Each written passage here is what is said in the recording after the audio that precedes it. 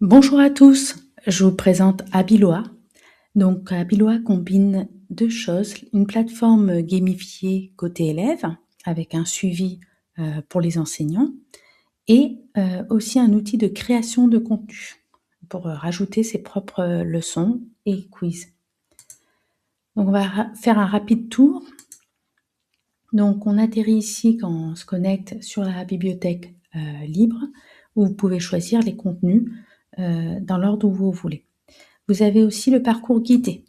Donc ça, c'est, un parcours linéaire et on fait les activités donc soit en fonction du niveau, soit parce que l'enseignant peut assigner une tâche particulière à un élève ou à la classe ou à plusieurs élèves. Donc là, admettons qu'on soit cet élève, il suffit donc de cliquer sur le rond et on peut faire l'activité. Donc là, c'est un quiz de mathématiques. Donc si on aura tout de suite, une correction, une explication. Donc si nous, on retourne dans le parcours libre, on a différents types de contenus. Donc soit des contenus, mathématiques avec, potentiellement par exemple des claviers, numériques. Donc là, par exemple, si on répond quelque chose. Donc là, c'était un 1/8 de pizza et pas un 1/6, par exemple. Donc on a ce genre de contenu. On a aussi des contenus avec par exemple de l'audio. Donc admettons par exemple de dictée de mots. Concombre. Donc là, on va écrire. Voilà, on peut écrire avec le clavier ou le clavier qui est en bas, ici, là, présent. Céleri. Donc on a voilà, des mots variés avec l'image associée. On a également des petits jeux ludiques. Donc là, c'est par exemple plutôt pour apprendre le vocabulaire pour les élèves donc plus petite classe. Et on peut configurer pour justement le cacher si éventuellement on a des élèves des plus grandes classes. On a les classements aussi. On peut les cacher si on le souhaite. Et on a le profil. Donc là, on peut configurer l'avatar. L'élève peut configurer avec ces petites noisettes qui gagnent à force de gagner des points. Il peut débloquer voilà, différents t-shirts, etc.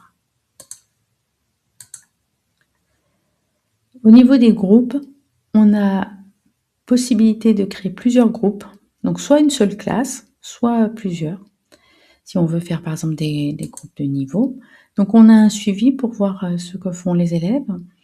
On a bon les missions pour pouvoir éventuellement voir à qui on a assigné des missions, les supprimer. La gestion des membres pour ajouter voilà, des élèves ou importer un fichier si vous en avez plusieurs. Vous avez tout ce qui est connexion de groupe classe ou connexion individuelle. Vous pouvez aussi éditer un QR code.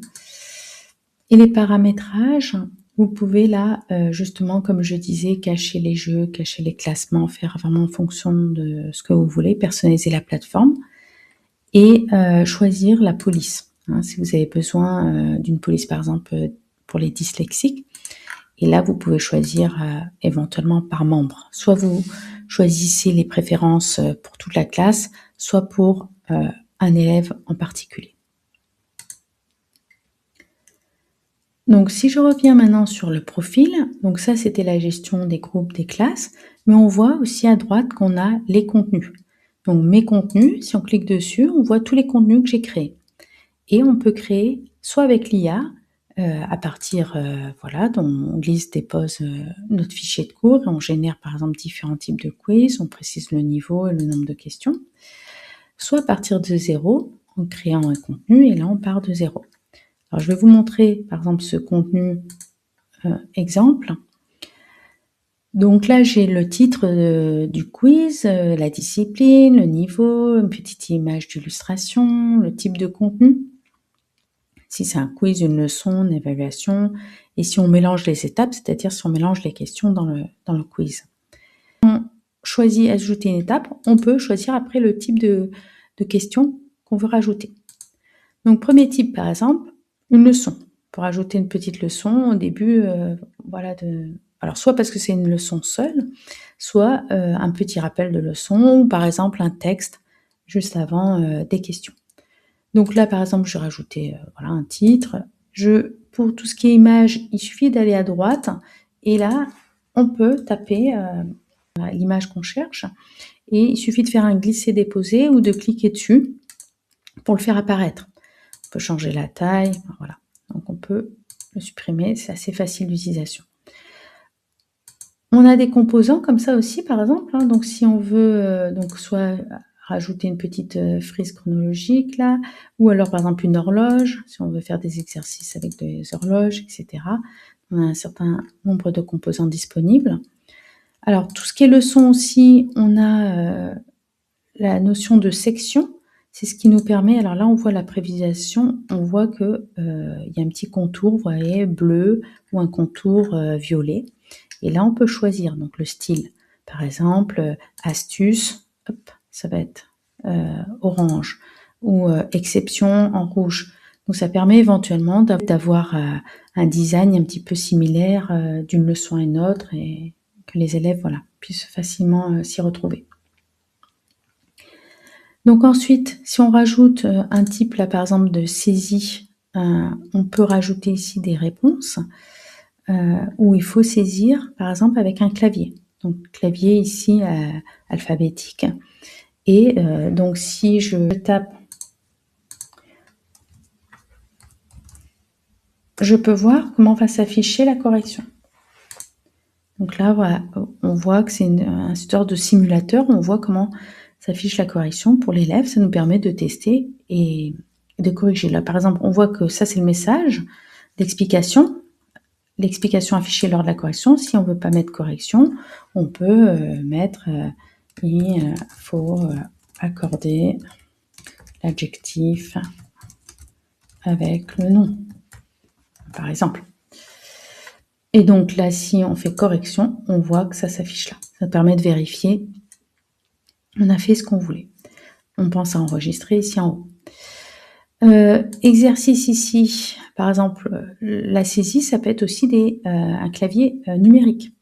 Donc, on peut facilement donc rajouter de l'audio, hein, par exemple pour les dictées de mots. Donc là, il suffit d'aller à droite, d'aller le composant audio, de cliquer dessus. Et là, il suffit d'écrire le texte qu'on veut. Alors, on peut choisir la langue, la voix. On peut choisir aussi la voix s'il y a des intonations des femmes ou des hommes. Donc, on peut tester différents choix selon ce qu'on préfère. La vitesse aussi. Et donc, vous pouvez laisser par défaut ou générer. Cliquez sur générer. Vous pouvez écouter, vérifier si ça vous convient. Écris le mot que tu entends. Pomme. Donc, une fois que je suis satisfaite, je fais insérer et Écris le mot que tu entends. Pomme. j'ai l'audio qui est là. On peut désactiver le lent, là, l'escargot pour version lente. On peut mettre aussi sous forme d'instruction. Donc, c'est un plus petit, comment dire, icône. Ça, c'est plus, par exemple, pour une instruction ici, où on a exactement l'audio qui correspond à la phrase qui est à côté. Donc, on a une consigne.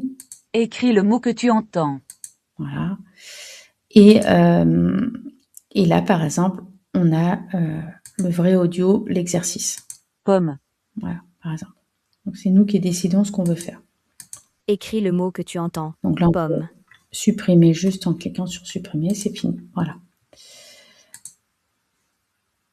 On a aussi des exercices comme ça, à choix unique. Hein, on rajoute les choix qu'on veut ici. Les nombres à ordonner. Les images à ordonner. Enfin, tout ce qu'on veut à ordonner. Les quiz pour associer et relier. On a aussi des quiz pour barrer les intrus ou les surligner. Donc là, on met nos mots et on sélectionne celui qui va être à barrer, par exemple. Là. Donc, par exemple, barre l'intrus. On clique là, voilà, barrer l'intrus. C'est ça. Ça peut être aussi surligné, pardon. Surligné, ça aura ce comportement-là. Ou ça peut être souligné. Ça sera comme ça. Donc voilà, on peut faire vraiment comme on le souhaite. Donc voilà, je pense que j'ai expliqué un peu rapidement essentiel. Bon, tout ce qui est émoticônes, là aussi, on a des émoticônes. Là aussi, il suffit de chercher hein, si on veut avoir accès à tous les émoticônes qu'on veut. Et là, on peut les insérer donc dans notre leçon et les agrandir ici avec l'éditeur de texte assez classique. Hein, tout ce qui est possible. Agrandir. On a les couleurs aussi, hein, si on veut changer la couleur, par exemple, du texte, des choses comme ça. Voilà. Et pour ajouter ici là, des petits mots encadrés, la zone de réponse, il suffit d'appuyer sur ce petit bouton et par exemple de rajouter un mot. Donc par exemple, si on dit chaise, voilà, on rajoute et c'est fini. Il faut savoir d'ailleurs que dans les exercices de saisie, ici, on met la réponse directement, la réponse attendue ici dans la case en fait. Hein. Il faut mettre la bonne réponse et ça s'affichera par contre vide dans l'interface. Voilà. Bon, après, si vous avez des questions, il ne faut pas hésiter à m'envoyer un petit message.